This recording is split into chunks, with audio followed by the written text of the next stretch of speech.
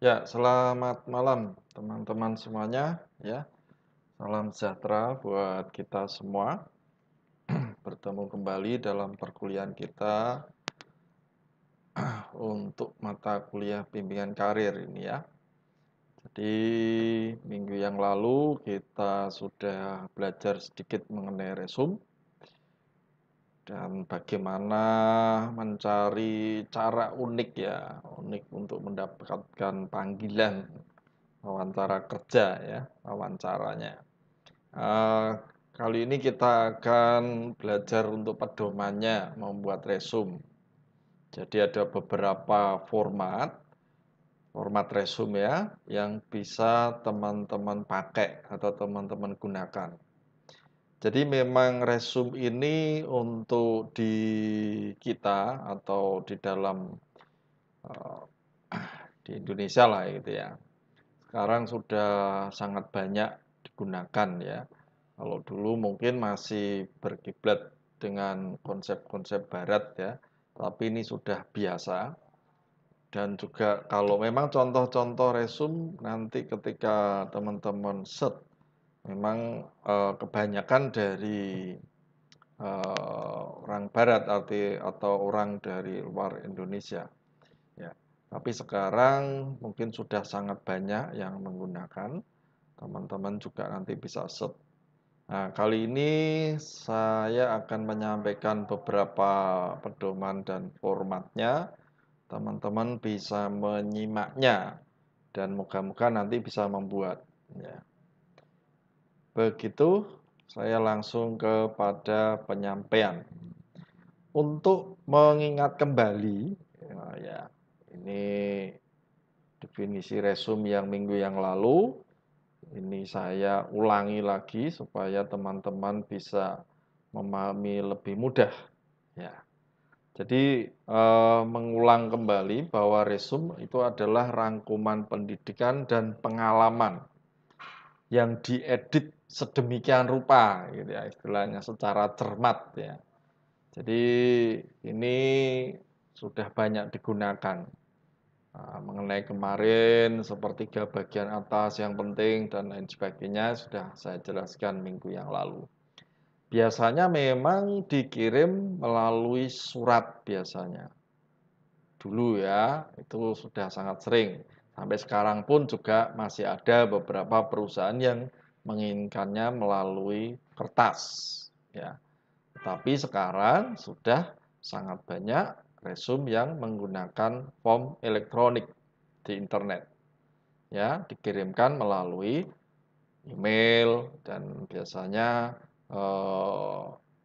teman-teman lakukan ya. Istilahnya alamat surat kita itu sekarang kalau ditanya gitu ya, di sana kalau orang bertanya alamat itu sebenarnya dia ingin tahu alamat email kita. Di barat begitu. Kalau di sini mungkin alamatnya mana itu, alamatnya kita pikir tempat. Ya, tapi kalau di dalam ya sekarang dunia modern lebih cenderung kalau teman-teman terkait, apalagi terkait dengan bisnis dan lain sebagainya, itu adalah alamat email. Nah, perlu dipahami bahwa apapun nanti bentuk resume, ya, baik itu melalui kertas maupun elektronik, ya, intinya adalah memilih bagian-bagian tertentu dari masa lalu Anda, masa lalu saya, untuk mendukung.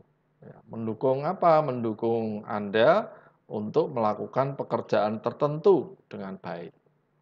Ya memang itu adalah cara strategi kita supaya calon pimpinan prospektif itu mau memanggil Anda untuk wawancara dan kemudian mempekerjakan. Ya, ada lagi nanti materi portofolio ya, itu untuk menolong juga ketika wawancara. Ya. Jadi anggap aja resume ini sebagai batu loncatan memastikan bahwa membuat calon pimpinan prospektif itu mau tidak mau gitu ya, memanggil Anda untuk wawancara. Nah, Kalau sudah wawancara, kita nanti belajar tekniknya, wawancara sama portofolionya. Gitu ya. Oke. Jadi mengingatkan kembali bahwa jika Anda menunjukkan resume Anda kepada 3 orang, nanti kalau Anda membuat ini ya, maka kemungkinan Anda akan mendapatkan 3 saran yang berbeda. Jadi kalau kita membuat itu memang gini ya, karena orang kan mempunyai pemahaman beda-beda, mana baiknya. Ini sehingga sebenarnya tidak ada format baku ya teman-teman ya. Untuk ini tidak ada format baku. Jadi membuat resume itu ya bagaimana Anda menjadi apa ya, ahli sendiri. Ya, tidak ada keharusan seperti ini. Jadi tidak kaku ya. Beda zaman dahulu untuk kurikulum vitae yang tradisional ya, mesti urut gitu ya. Urut data terus pendidikan gitu sedemikian rupa. Tapi untuk resume ini tidak. Ini ya, diingat dulu ya. Oke. Format resume yang pertama namanya resume kronologis sederhana. Oke, pernah dengar? Ya ini adalah resume tradisional istilahnya ya. Jadi pendidikan dan pengalaman disajikan dalam urutan kronologis terbalik. Ini paling sederhana ya. Kalau ini apa ya, kurikulum vitae ya yang lama gitu ya, biasanya di urutannya itu dari yang pendidikan yang paling rendah ke tinggi. Nah, kalau untuk resume kronologi sederhana ini urutannya dibuat terbalik. Artinya gimana?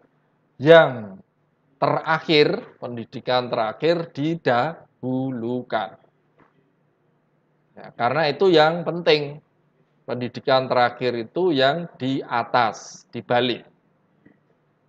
Ini adalah yang paling sederhana sebenarnya, mudah untuk dibaca dan dipahami. Resume ini biasanya merangkul skill dan prestasi Anda di bawah masing-masing pekerjaan yang dituliskan. Jadi skillnya, prestasi Anda itu setelah pendidikan ya, itu Anda menyantumkan kemampuan dan prestasi ya di bawah masing-masing pekerjaan yang dituliskan. Jadi pada tahun ini saya bekerja ini, tapi ingat ini yang ditulis di atas adalah yang terbaru. Nah, ini resume. Ya, ini namanya resume kronologi sederhana. Nah, fokus utamanya adalah hanya aktivitas 5 sampai 10 tahun terakhir. Itu fokus utamanya. Kalau mau nulis di bawah itu monggo silahkan, tapi itu urutannya berarti di paling bawah. Jadi yang di atas adalah yang terbaru. Paham ya teman-teman ya? Ini penulisannya hampir mirip kayak kurikulum vitae yang tradisional dahulu, tetapi dibalik urutannya. Yang terakhir sekarang ini ditaruh di paling atas. Paham ya? Ini adalah resume kronologi sederhana. Sedangkan pekerjaan-pekerjaan yang di atau pernah Anda lakukan itu juga sama diurutkan berdasarkan pekerjaan yang paling akhir yang sudah Anda alami. Baru di bawah pekerjaan itu ditaruh atau dirangkum skillnya sama prestasinya. Modelnya gitu.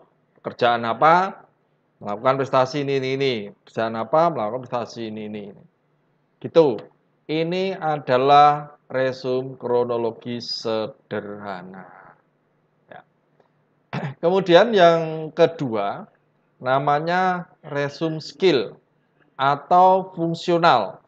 Ya, toh? Nah, gaya resume ini biasanya mengatur isinya di bawah skill-skill yang penting.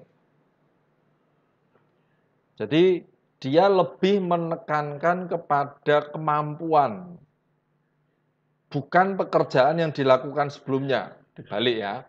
Kalau tadi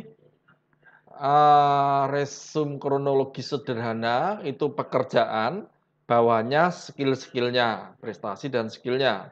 Nah, kalau gaya resume skill ini justru kemampuannya dahulu ditonjolkan.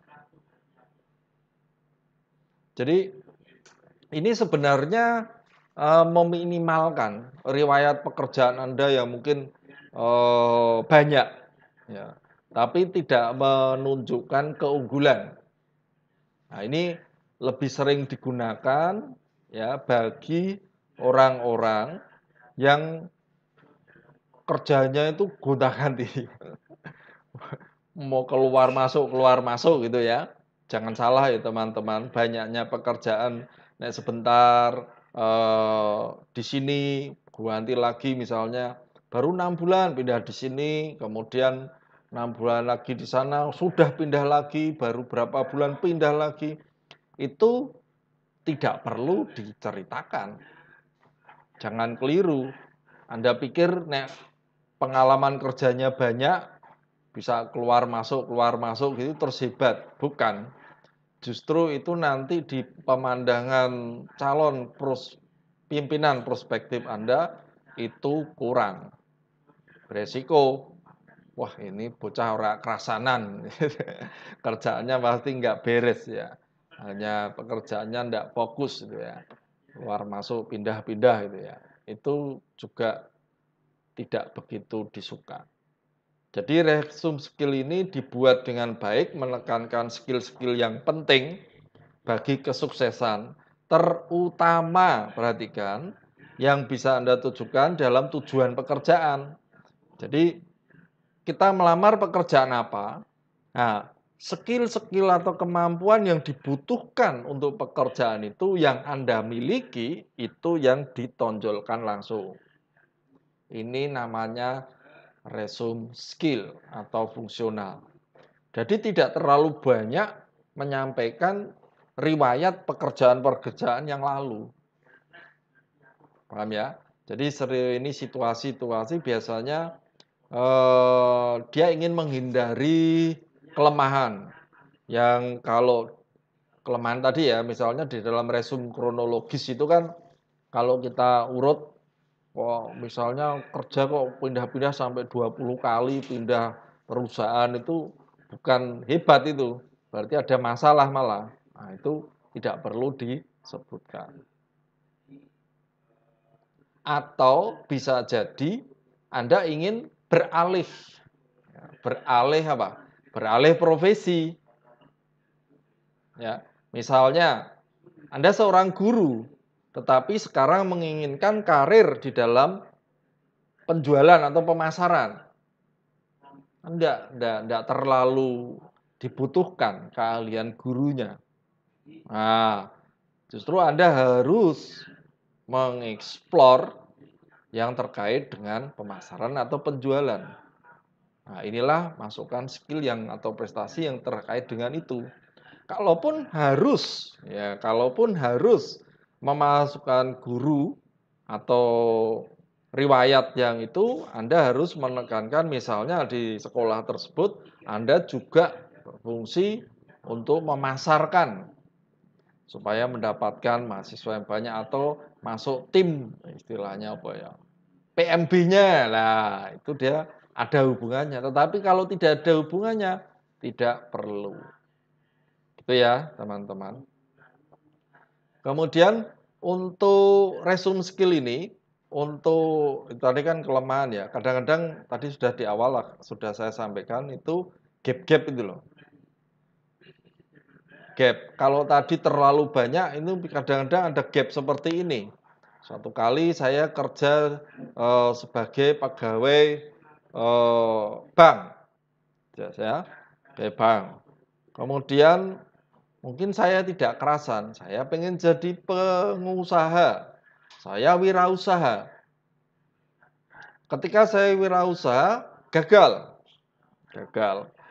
Kemudian saya ngelamar lagi kerja di tempat lain yang berbeda dengan yang di bank tadi. Ini kerjanya misalnya di tadi keuangan, sini anggap aja misalnya tadi pemasaran, jualan di sebuah perusahaan distributor misalnya. Ini beda ya, usaha distributor. Jadi seringkali gap-gap dalam riwayat pekerjaan itu bisa membuat kita atau membuat ini kita diragukan gitu loh ya, kemampuannya. Ya, walaupun mungkin kalau secara SDM itu ya atau direktur SDM-nya atau manajer personalianya bisa membaca. Kalau sudah tahu ya mengerti. Biasanya kan itu tujuannya untuk menyembunyikan yang lalu-lalu, masalah-masalah kita, pekerjaan di pekerjaan yang lalu tidak disebutkan. Yang tidak ini kadang-kadang ada juga tidak menyukai. Ya. Tapi ada juga yang suka. Saya terpenting adalah Anda mampu melakukan pekerjaan ini, ya sudah. Perkara riwayat sebelumnya, oke, tidak perlu diperhatikan. Tapi ada juga yang tidak suka, sehingga ketika dia tidak suka, ketika waktu wawancara, pasti diajak ngomong banyak di sana. Tapi itu kan tekniknya Anda. Nah, nanti ada tekniknya juga untuk wawancara sama portofolionya. Oke. Nah, untuk resume kronologis biasanya kan mau tidak mau ya, karena kronologis urutan itu ada beberapa yang lemah. Sebentar berapa bulan pindah lagi, atau mungkin membuat arah Anda itu, wah ini kurang bagus ya. Nah, kalau itu terjadi, ya ini resume skill ini yang pilihannya teman-teman. Yang penting Anda mendapatkan wawancara dulu. Nanti Anda menjelaskannya waktu wawancara. Ya, yang penting Anda bisa menyenangkan. Oh, perusahaan itu, wah ini butuh saya orang yang seperti ini gitu ya. Itulah teknik resume skill. Kemudian yang ketiga namanya format kombinasi. Nah, ini yang paling sering ya. Untuk elemen-elemen dari format kronologis dan format skill bisa dikombinasikan dengan berbagai cara ya untuk meningkatkan kejelasan atau penyajian suatu resume. Jadi contohnya Anda bisa menambahkan bagian rangkuman pengalaman resume kronologis jika Anda memiliki banyak pengalaman kerja. Jadi kayak semacam rangkuman. Anda juga bisa memasukkan daftar pekerjaan secara kronologis pada resume skill. Jadi ini formatnya itu campur. Campur ya teman-teman. Namanya aja kombinasi. Jadi adalah campur. Paham ya? Jadi format inilah yang paling sering digunakan. Itu namanya format kombinasi. Pinter-pinternya kita ya menulis, menyampaikan kepada calon pimpinan prospektif, paham ya, supaya mereka yakin ya bahwa Anda itu kemungkinan besar cocok untuk pekerjaan yang dibutuhkan di perusahaan atau institusi tersebut. Sehingga dipilih, disisipkan. Jadi di resume, saya kembali lagi sebentar, di resume yang kronologis, dimasukkan resume skill. Dicampur, ditata sedemikian rupa, jangan lupa ya, ingat kalau format resume adalah yang terbaru itu diutamakan yang paling atas. Riwayat terbaru ya. Jangan kebalik lagi. Kalau dulu biasanya yang paling lama taruh atas. Kali ini Anda harus taruh yang paling atas. Kemudian diingat seperti kemarin, sepertiga paling atas. Nah, itu yang paling menentukan. Nah, gunakanlah sepertiga paling atas di dalam lembar atau di dalam halaman tersebut untuk menunjukkan sehebat-hebatnya Anda di dalam riwayat Anda itu yang meyakinkan bagi calon pimpinan prospektif untuk mempekerjakan Anda. Gitu ya, teman-teman. Nah, ini yang paling sering adalah format kombinasi. Jadi, rangkuman pengalaman dimasukkan di resume kronologis. Masukkan pengalamannya, skillnya juga gitu loh. Jadi dua-duanya campur, ditata sedemikian rupa sehingga begitu orang baru baca saja itu semacam yakin bahwa orang ini ya Anda harus saya panggil, harus dapat wawancara. Gitu. Baru biasanya tuh dibaca bawahnya. Oke, biasanya enggak sampai itu. Enggak sampai baca halaman kedua, tiga, enggak. Penting, lihat nih depan, ya oke. Sortir nih, panggil. Nah, karena dia ingin mengetahui seberapa jauh bener enggak orang ini. Gitu ya, ini adalah teknik supaya teman-teman mendapatkan wawancara atau panggilan. Dengan demikian, kemungkinan untuk mendapatkan pekerjaan lebih besar daripada Anda membuat model kurikulum vitae tadi, orang lihat gitu, lihat aja baca karena kesalahan di dalam format saja, dia baca pertama itu sudah apa ini disortir. Walaupun sebenarnya Anda hebat, tetapi penyampaiannya ternyata di belakang gitu, kebalik. Ya, ingat HRD atau manajer HRD-nya atau direktur SDM-nya itu bukan orang yang dalam pemahaman Anda itu orang yang tidak punya pekerjaan. Mereka itu juga orang sibuk. Jadi jangan Anda bayangkan begitu ada lamaran itu dia akan baca urut dari awal sampai akhir gitu, tidak. Dia sepertinya pekerjaannya juga harus cepat dan biasanya ya jujur saya juga sampaikan paling banter itu ya satu halaman itu. Ya, data-data lainnya begitu atas itu menarik, dia lihat berkasnya yang mendukung seret gitu. Udah, ya oke, panggil gitu ya.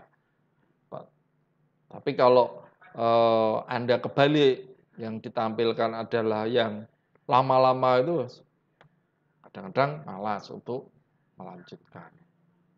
Begitu ya. Nah, ini ada beberapa contoh ya, contoh-contohnya tapi karena ini waktu dan juga formatnya ada di dalam bentuk dokumen ya. Contoh-contoh resume nanti teman-teman juga saya kasih saya share aja ya nanti di grup ya. Contoh-contohnya atau ya memang itu beberapa adopsi contoh-contohnya lebih banyak dari contoh barat tapi sudah pakai bahasa Indonesia gitu. Teman-teman bisa lihat sekilas ya. Nah, sebenarnya gimana kok Pak sekilas? Banyak di contoh itu walaupun nanti ketika teman-teman nyari ya rata-rata berbahasa Inggris. Ya. Ya syukur-syukur Anda juga teman-teman yang bisa mulai berlatih untuk menggunakan bahasa Inggris. Oke? Ya. Tapi ini contohnya sudah dalam bahasa Indonesia. Nanti ini karena waktu juga, ini juga kalau saya klik nanti larinya ke ke layar.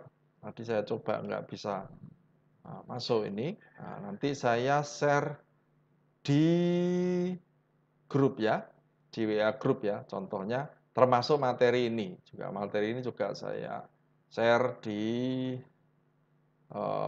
grup WA.